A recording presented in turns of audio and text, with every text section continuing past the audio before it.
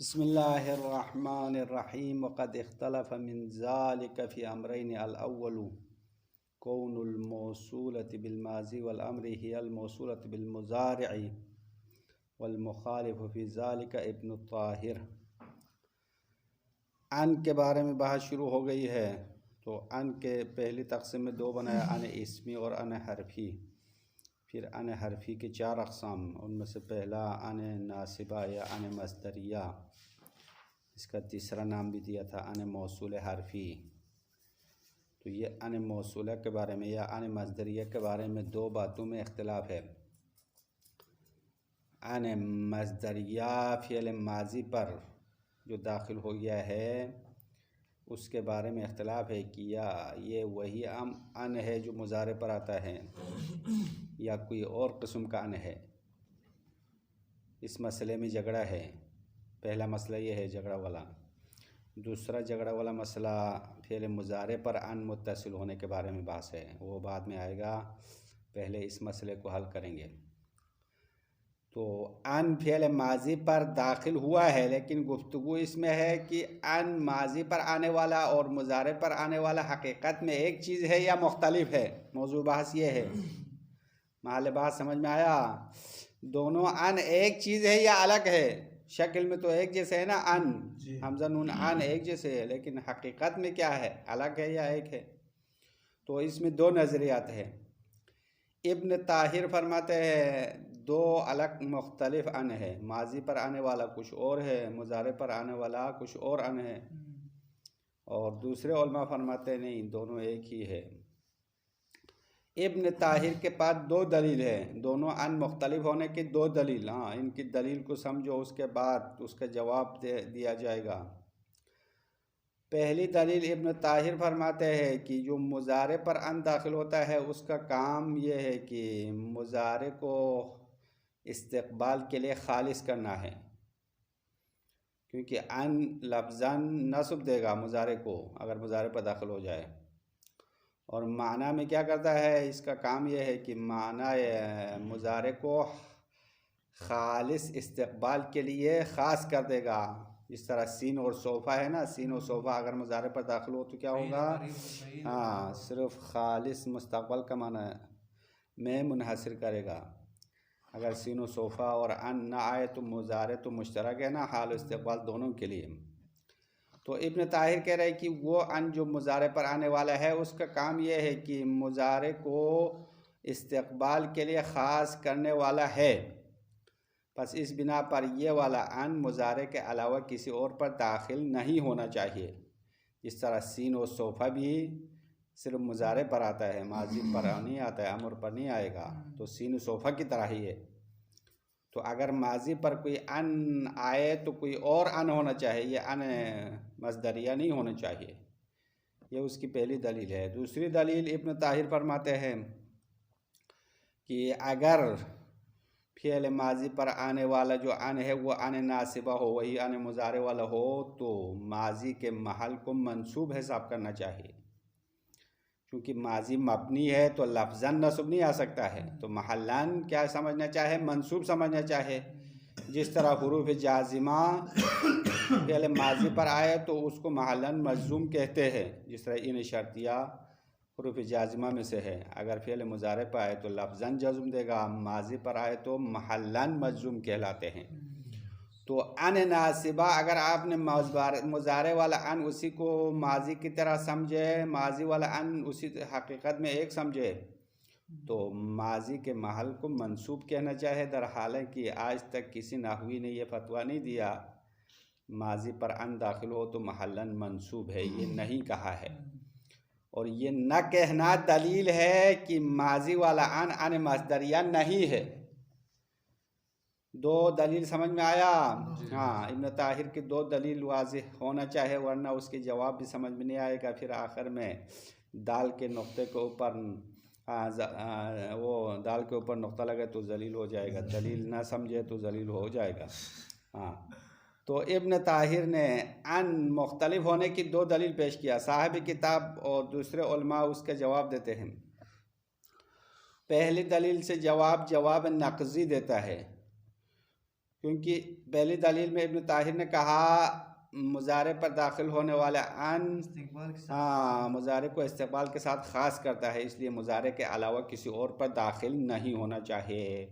تو ہم ابن طاہر سے کہیں گے آپ کی دلیل نون تاکید کے ذریعے سے ٹوٹ جاتی ہے، نقص ہوتی ہے، کیونکہ نون تاکید کا کام بھی یہی ہے کہ مضارع کو مستقبل کے لیے خاص کرتا ہے، اما نون تاکید دوسرے فعل پر بھی داخل ہو سکتا ہے۔ نون تاکید فعل مضارع کے علاوہ ام اور نہی پر بھی داخل ہوتا ہے، نہیں ہوتا؟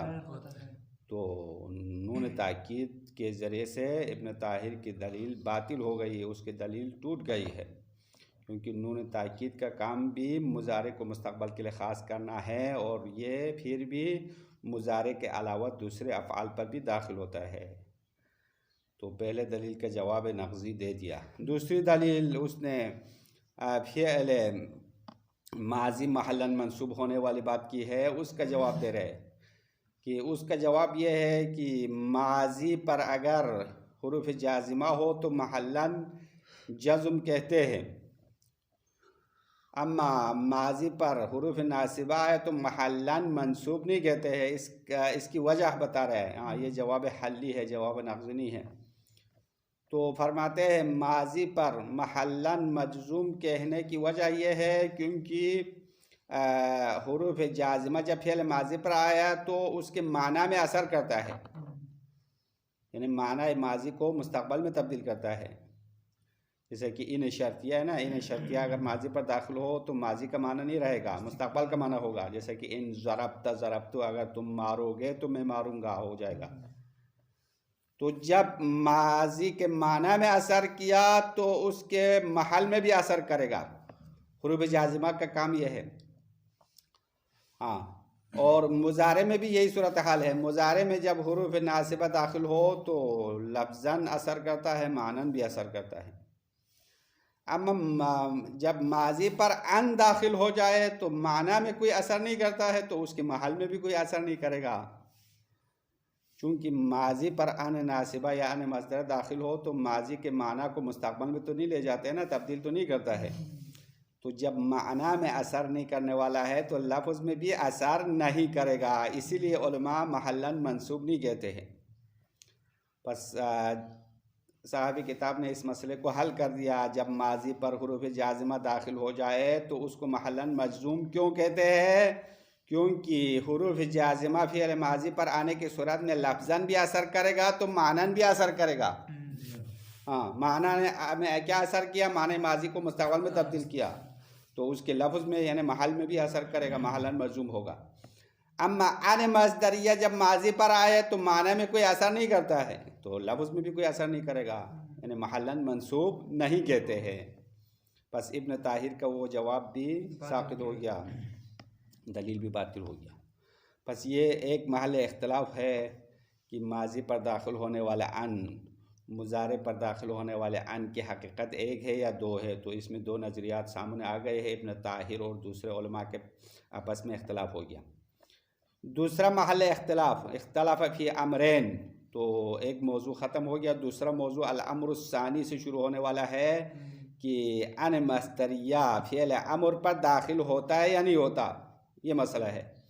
تو اس میں ابو حیان نے مخالفت کی ہے۔ ابو حیان نے کہا فعل امر پر ان مصدریہ نہیں آئے گا، اور فعل امر پر اگر کہیں پہ ان داخل ہو جائے تو وہ ان مصدریہ نہیں ہے بلکہ ان تفسیریہ ہے۔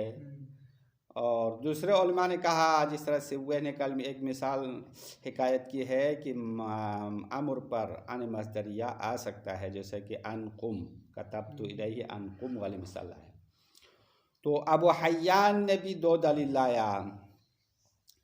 ابو حیان کہہ رہے کہ فعل امر پر ان مصدریہ کیوں نہیں آئے گا، اس کی دو وجہ بتایا۔ پہلی دلیل اس کے یہ ہے کہ اگر آپ فعل امر پر ان مصدریہ داخل کرے تو معنی امر فوت ہو جائے گا، کیونکہ ان مصدریہ کا کام کیا ہے؟ مصدر میں تعویل کرنا ہے نا۔ تو امر کا معنی مصدر کا معنی تو زمین آسمان کا فرق ہے، تبدیل ہو جائے گا۔ جیسا کہ ان قم کا معنی یعنی تم کھڑے ہو جاؤ کا معنی نہیں ہوگا، تمہارا کھڑا ہونا ہوگا، معنی مصدری میں تبدیل ہوگا، تو پھر یہ صحیح نہیں ہوگا، معنی امر معنی مصدر میں تبدیل ہونا صحیح نہیں ہے۔ یہ ایک دلیل اس نے لایا۔ دوسری دلیل وہ کہہ رہے کہ فعل امر پر ان داخل ہونے کے بعد یہ فاعل مفعول نہیں ہوتا ہے. ہاں، اگر فعل امر پر ان مصدریہ داخل ہو تو اس کو آپ کسی فعل کا فاعل بھی نہیں بنا سکتے، مفعول بھی نہیں بنا سکتے. لیکن باقی ماضی اور مضارع پر ان ہو تو اس کو تاویل مصدر کر کے فاعل بھی بنا سکتے ہیں، مفعول بنا سکتے ہیں. تو اس سے پتہ چلتا ہے کہ فعل امر پر ان مصدریہ نہیں آنا چاہے، کیونکہ وہ مصدر میں تبدیل کر کے فاعل مفعول نہیں بنا سکتے ہیں. یہ دو دلیل ابو حیان نے پیش کیا ہے، اور اس کا جواب بھی آگے آنے والا ہے. اب یہاں تک عبارت پڑھ لیں گے، پھر اس کے جواب کے بارے میں اگر ٹائم بچ جائے تو وضاحت کرنا پڑے گا. وقد اختلف من ذلك فی امرین، بے شک ان موصل حرفی کے سلسلے میں دو باتوں میں اختلاف ہوا ہے، دو چیزوں میں. امر من چیز، دو چیزوں میں اختلاف ہے یا دو موضوع میں اختلاف ہو چکا ہے. الاول، پہلا موضوع اختلاف یہ ہے کہ کون الموصولۃ بالماضی والامر ہی الموصولۃ بالمضارع.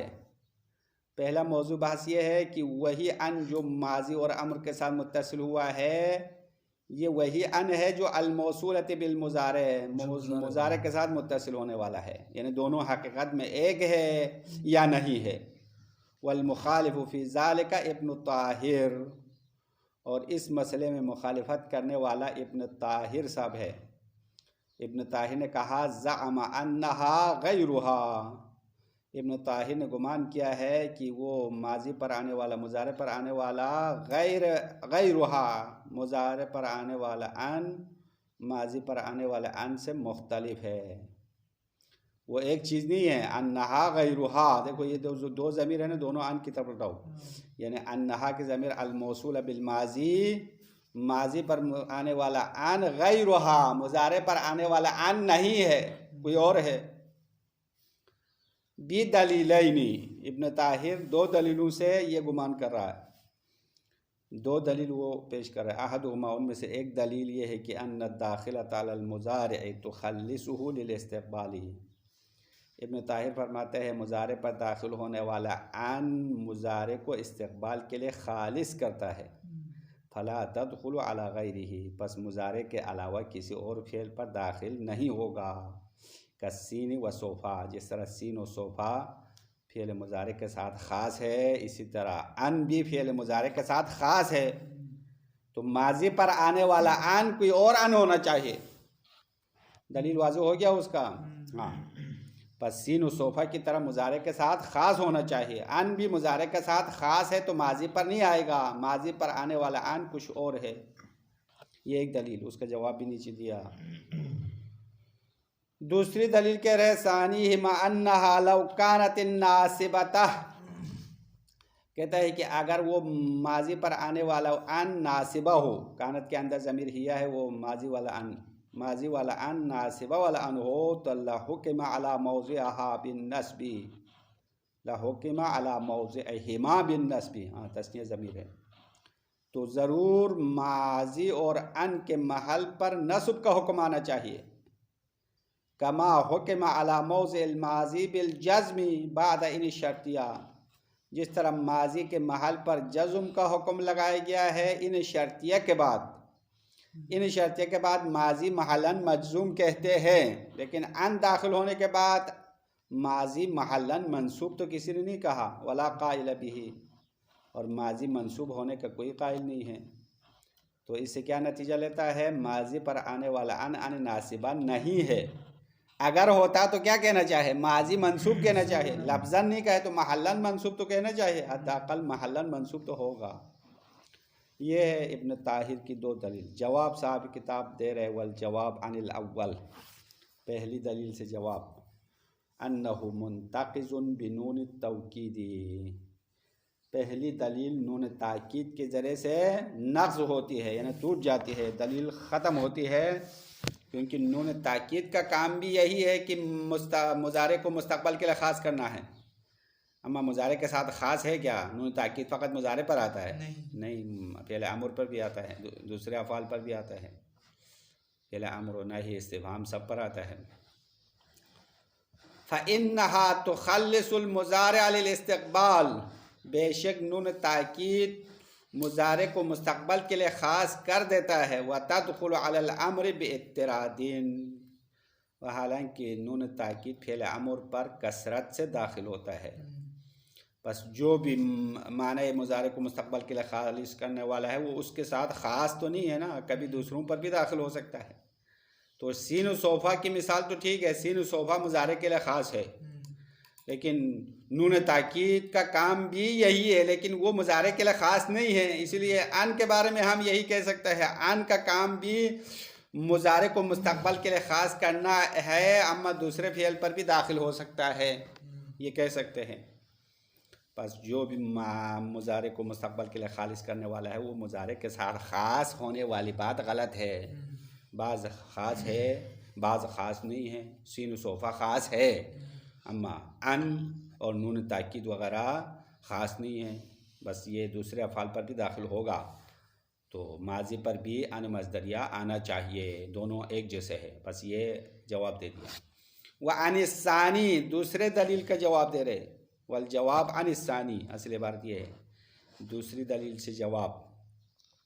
انه انما حکم على موضع الماضی بالجزم بعد ان الشرطیہ، بے شک ماضی کے محل پر جزم کا حکم لگایا گیا ہے ان شرطیہ کے بعد. ان شرطیہ کے بعد ماضی محلاً مجزوم کہتے ہیں. کیوں کہتے ہیں؟ لأنها اثرت القلب الى الاستقبال فی معناہ، کیونکہ ان شرطیہ نے ماضی میں اثر کیا ہے.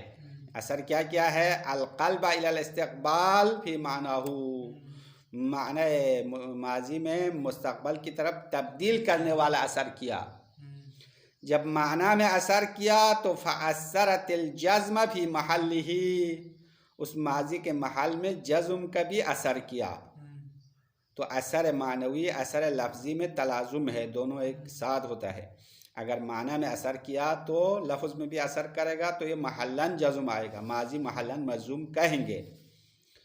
کما انہا لما اثرت التخلیص الى الاستقبال فی معنی المضارع، جس طرح ان کے بارے میں بتا رہے ہیں، جیسے کہ ان نے مضارع میں اثر کیا ہے کہ مضارع کو خالص کیا استقبال کے لیے. فی معنی المضارع، معنی مضارع میں اثر کیا، معنی مضارع میں ان نے کیا اثر کیا؟ التخلیص الی الاستقبال، مستقبل کے لیے خالص کرنے کا اثر کیا. تو اثرت النصب فی لفظہ، تو مضارع کے لفظ میں نصب کا اثر کیا.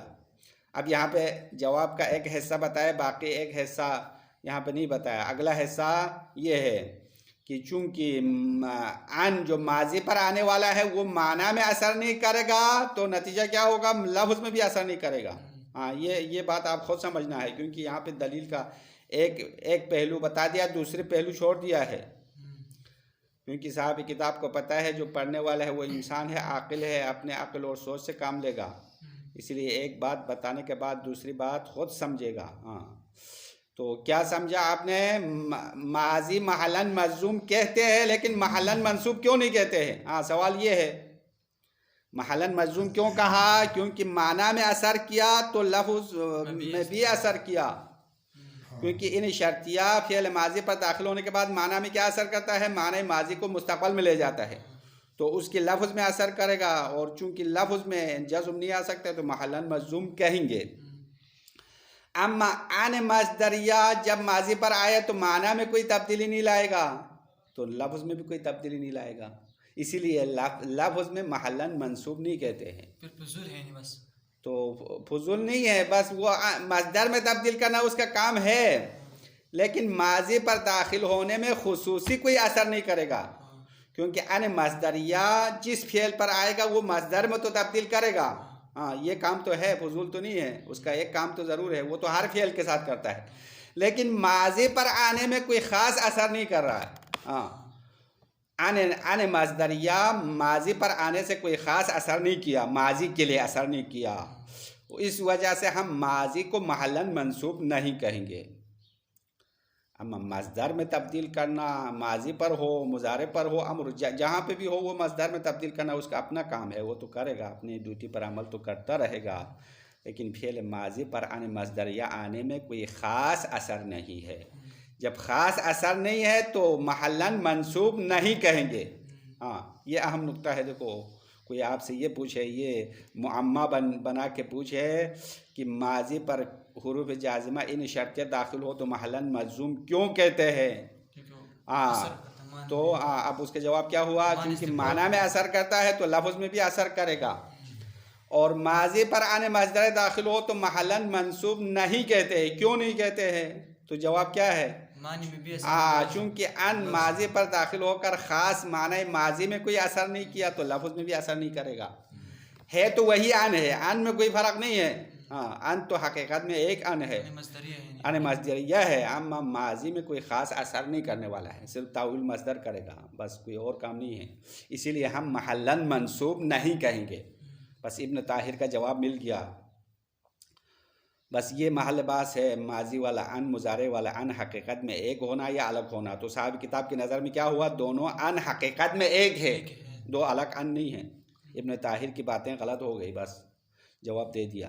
الامر الثانی، دوسرا محل باس، ان مصدریہ فعل امر پر آنا ہے یا نہیں آنا ہے، یہ مسئلہ ہے. کونھا توصل بالامر، کہ ان مصدریہ امر کے ساتھ متصل ہونے کے بارے میں بات ہے.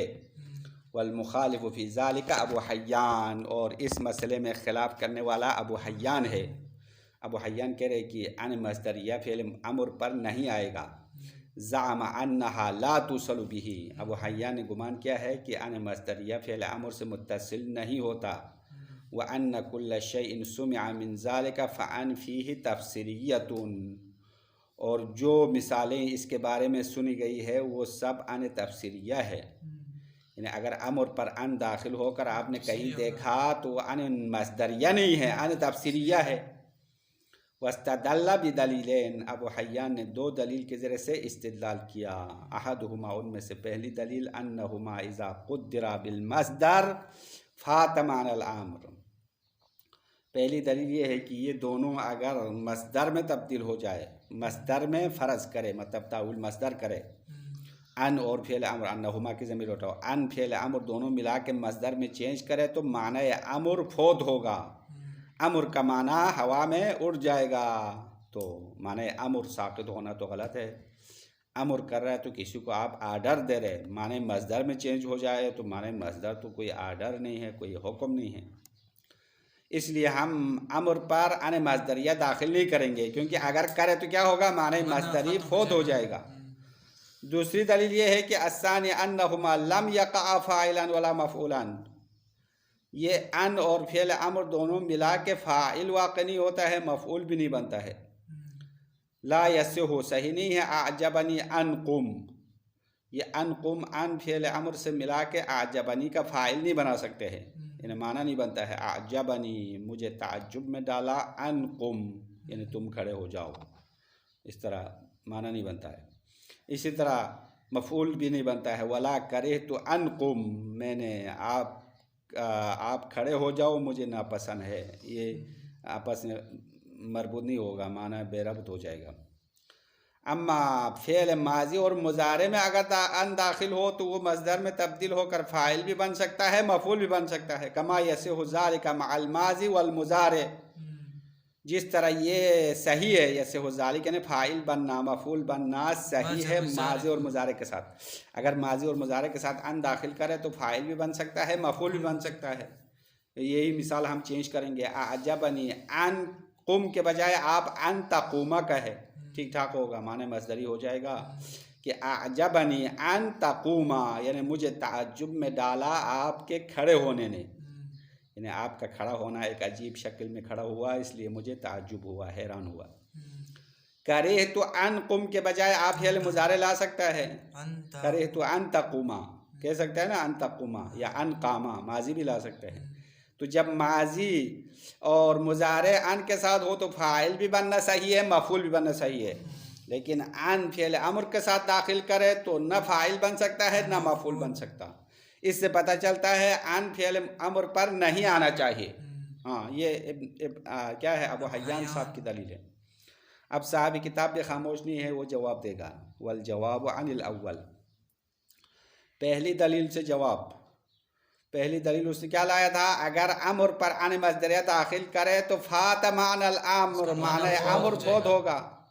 تو جواب دے رہے بھائی، یہ بھی جواب نقصی دے رہے کہ آپ معنی امر فوت ہونے پر سر پیٹ رہا ہے، گریہ کر رہا ہے، تو فعل ماضی اور مضارع میں بھی یہ مسئلہ ہو رہا ہے، چونکہ ان مصدریہ کا کام ہی تاویل مصدر کرنا ہے، تو امر پر داخل کرو تو مصدر میں تبدیل ہو جائے تو کیا مسئلہ ہے، تبدیل کر لو۔ جس طرح ماضی اور مضارع پر جب داخل ہو تو معنی ماضی مضارع بھی مصدر میں تبدیل ہوتا ہے۔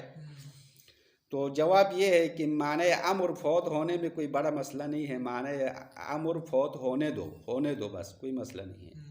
جس طرح ماضی اور مضارع کا معنی فوت ہو تو کوئی مسئلہ نہیں ہے، کوئی قیامت برپا نہیں ہوتی ہے، معنی مصدر بن گیا، تو معنی امر فوت ہونے سے کیا مسئلہ ہے؟ دنیا میں ہزاروں لوگ فوت ہوتے ہیں، انسان فوت ہوتے تو کوئی مسئلہ نہیں ہے، معنی امر فوت ہو جائے، معنی امر فوت ہو جائے، وفات پائے، انا للہ و انا الیہ راجعون ہو جائے تو کوئی پریشانی کی بات نہیں ہے، مطلب ہونے دو یہ کام، ہاں کوئی مسئلہ نہیں ہے۔ جواب یہ ہے ان فوات معنی الامریہ، بے شک معنی امر کا فوت ہونا، فی الموصولۃ بالامر، اس ان میں جو امر کے ساتھ متصل ہوا ہے، عند تقدیر بالمصدر، جب مصدر میں تبدیل کرے، کفوات معنی المضی والاستقبال، تو معنی ماضی اور معنی مستقبل فوت ہونے کی طرح ہے، فی الموصولۃ بالماضی والمضارع، اس ان میں جب ماضی اور مضارع سے متصل ہو جائے تو معنی ماضی بھی فوت ہو جائے گا، معنی مضارع بھی فوت ہو جائے گا، تو معنی امر بھی فوت ہونے دو، کیا مسئلہ ہے؟ عند تقدیر المذکور، جب یہ مذکورہ فرض کرے، مذکورہ فرض سے مراد یعنی مصدر میں تبدیل کرے، جب مصدر میں تبدیل کرے تو معنی ماضی بھی فوت ہو جائے گا، معنی مستقبل بھی فوت ہو جائے گا، معنی امر بھی فوت ہونے دو۔ ابو حیان نے یہ تو بڑے مشکل کی شکل میں پیش کیا، ہم کہیں گے کوئی مشکل نہیں ہے، فوت ہونے دو بس، ختم ہو گیا، پہلا جواب دے دیا۔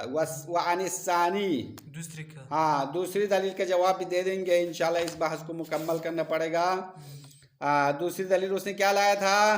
فاعل اور مفعول نہیں بنتا ہے، یہ کہا نا امر پر ان داخل ہو تو نہ فاعل بن سکتا ہے نہ مفعول بن سکتا ہے، اس کا جواب دے گا انہ انما امتنع ما ذکرہ، بے شک جو اس نے ذکر کیا ہے وہ منع ہوا، یعنی فاعل بننا منع ہوا، مفعول بننا منع ہوا، یہ کیوں ہے؟ لأنه لا معنی لتعلیق الاعجاب والکراہیہ بالانشاء،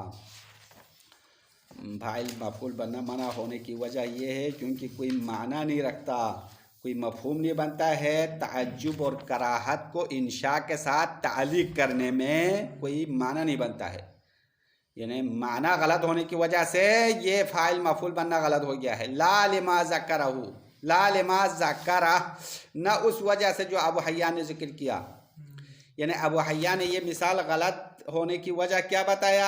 ان فعل امر پر آنے کی وجہ سے غلط ہو گیا، یہ کہا نا صاحب کتاب کہہ رہے نہیں، ان فعل امر پر آنے کی وجہ سے معنی غلط نہیں ہوا ہے، بلکہ تعجب اور کراہت انشاء کے ساتھ تعلق ہونے سے معنی غلط ہو گیا ہے، معنی غلط ہو گیا، کیونکہ تعجب اور کیا ہے ایک کراہت، تعجب اور کراہت، ایک تو کریہتو ہے نا، دو مثال آیا تھا، اعجبنی ان قم، غلط کیوں ہوا؟ کیونکہ تعجب انشاء سے تعلق نہیں ہوگا، اور کریہتو ان قم میں کراہت اور ناپسندیدگی انشاء سے تعلق نہیں ہوتا، اس وجہ سے معنی غلط ہوا ہے۔ لا لما ذکرہ، نہ اس وجہ سے جو ابو حیان نے بیان کیا، یعنی ان فعل امر پر داخل ہونے کی وجہ سے یہ مثال غلط نہیں ہے بلکہ معنی غلط ہو گیا۔ پھر اس کے بعد ایک جواب نقضی بھی دے گا کہ ثم ينبغي له الا يسلم مصدریۃ کی لانها لا تقع فاعلا ولا مفعولا، پھر صاحب کتاب کہہ رہے کہ ابو حیان نے جب یہ معیار بنا دیا کہ فاعل اور مفعول نہ ہونے سے مصدریہ بھی نہیں ہوگا، اگر یہ آپ معیار بنا لے تو کئی کو بھی مصدریہ ہونے سے انکار کرنا چاہیے۔ کئی مصدریہ ہمارے پاس ہے یا نہیں ہے؟ کئی مصدریہ ہے نا، کئی مصدر میں تبدیل کرنے والے حروف میں سے ایک کئی ہے، تو کئی مصدریہ ہے اور یہ فاعل بھی نہیں بن سکتا ہے، مفعول بھی نہیں بن سکتا ہے، تو ابو حیان کے معیار کے مطابق کئی مصدریہ کو بھی نہیں ماننا چاہے، حالانکہ کئی مصدریہ موجود ہے، بس مصدریہ ہونے کے لیے فاعل اور مفعول بننا معیار نہیں ہے۔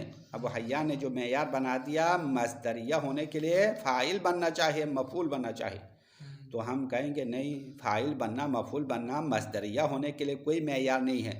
جس طرح کئی مصدریہ ہمارے پاس موجود ہے اور یہ فاعل بھی نہیں بنتا ہے مفعول بھی نہیں بنتا ہے، بلکہ لام کے لیے مجرور بنتا ہے۔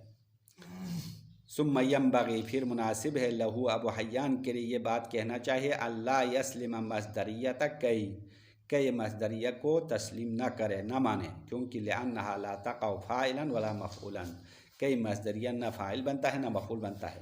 وإنما تقع مخفوضة بلام التعلیل، بے شک کئی مصدریہ لام تعلیل کے ذریعے سے ہمیشہ مجرور ہوتا ہے۔ بس ان مصدریہ ہونے کے لیے فاعل بننا مفعول بننا کوئی شرط نہیں ہے، بات یہ ہے، خلاصہ جواب۔ پھر اس کے بعد آخری تنبیہن تک پڑھنا پڑے گا نا، یہ دو تین لائن باقی رہ گیا۔ ثم مما یقطع به علی قوله بالبطلان حکایت سبوے، آخر میں صاحب کتاب کہہ رہے کہ ابو حیان کے قول باطل ہونے پر ہمیں یقین ہوتا ہے، وہ سبوے کی حکایت ہے۔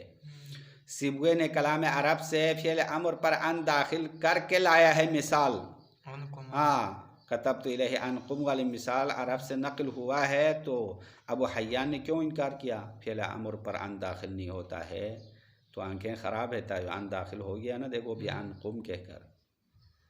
اما ابو حیان کے ماننے والوں نے جواب بھی دیا، بھائی یہاں پہ با تقدیم رکھیں کا، بِأَنْكُمْ اصل میں با تقدیم میں ہے، اور پھر یہ تاویل مصدر ہو کر مجرور با شمار ہوگا۔ اس طرح انہوں نے اور بھی تاویلیں کیے ہیں، لیکن صاحب کتاب تو ان تاویلوں کو نقل کیا، اپنا جواب نہیں دیا ہے۔ ثم مما یقطع به علی قولہ بالبطلان، پھر ان چیزوں میں سے جس کے بارے میں یقین کیا جاتا ہے ابو حیان کے قول کے باطل ہونے کا، وہ کیا ہے؟ مما یقطع به حکایت سبوے، سبوے کی حکایت ہے۔ سبوے نے مثال پہلے لایا ہے، کتبت الیہ بانکم میں ان مصدر فعل امر پر داخل ہو گیا ہے۔ وَأَجَابَ عَنْهَا، اب اس حکایت سے جواب دیا، بِأَنَّ الْبَا مُحْتَمَلَةٌ لِلزِّيَادَةِ، بِأَنْكُم میں جو با ہے وہ با زائدہ ہونے کا احتمال ہے۔ اگر با اصلی ہو تو ان مصدریہ ہونا یقینی ہوگا، کیونکہ با فعل امر پر نہیں آنا چاہے تو ان مصدریہ مصدر میں تعویل ہوتا ہے، تو با زائدہ ہے۔ ابو حیان کے ماننے والوں نے جواب دیا، تو صاحب کتاب کہہ رہے نہیں، یہ غلط ہے، وَهَذَا وَهْمٌ فَاحِشٌ، یہ واضح غلطی ہے، با زائدہ کو زائدہ نہیں ماننا چاہیے، یہ با زائدہ ہی نہیں ماننا چاہیے، با زائدہ نہیں ہے، لِأَنَّ حُرُوفَ الْجَرْ زَائِدَةً كَانَ أَوْ غَيْرَ زَائِدَةٍ لَا تَدْخُلُ إِلَّا عَلَى الْإِسْمِ أَوْ مَا فِي تَعْوِيلِهِ۔ کہتے ہیں کہ با زائدہ مان لے تب بھی آپ لوگوں کا مدعا ثابت نہیں ہوگا۔ ایک تو با زائدہ نہیں ہے، یعنی مصدریہ ہے، با اصلی ہے، اگر با زائدہ مان لے تب بھی وہ اسم پر داخل ہوتا ہے، اسم یا تعویل و اسم پر، تو با کو آپ زائدہ مان لے یا اصلی مان لے، ہر صورت میں ان مصدریہ ماننا پڑے گا، کیونکہ با زائدہ بھی اسم پر آنے والا ہے۔ حروف جارات تجر الاسم فقط اسم کو جر دے گا، اب حروف زائدہ ہو یا اصلی ہو کوئی فرق نہیں پڑے گا، بس بائی کو زائدہ مان کر آپ اپنی جان نہیں چھڑا سکتے ہیں۔ وَهَذَا وَهْمٌ فَاحِشٌ، یہ واضح غلطی ہے۔ ٹائم کتنا ہو گیا؟ زیادہ ہو گیا مثلا؟ نہیں ابھی اتنا بھی زیادہ نہیں ہے۔ لِأَنَّ حُرُوفَ الْجَرْ، کیونکہ حروف جارات زائدۃ کانت او غیر زائدہ، چاہے وہ زائدہ ہو یا غیر زائدہ ہو، لا تدخل الا علی الاسم، یہ اسم کے علاوہ کسی پر داخل نہیں ہوگا، او ما فی تعویلہ، یا ایسی چیز پر داخل ہوگا جو تعویل با اسم ہو، تو ان ناصبہ مصدریہ ماننا پڑے گا، انکم والا، با کو زائدہ ماننے سے مسئلہ حل نہیں ہو گیا۔ پس صاحب کتاب نے کہا ان فعل امر پر داخل ہوگا، یہ اس کا آخری فتویٰ ہے، اور ابو حیان کی باتیں غلط ہو گئی ہے۔ وہ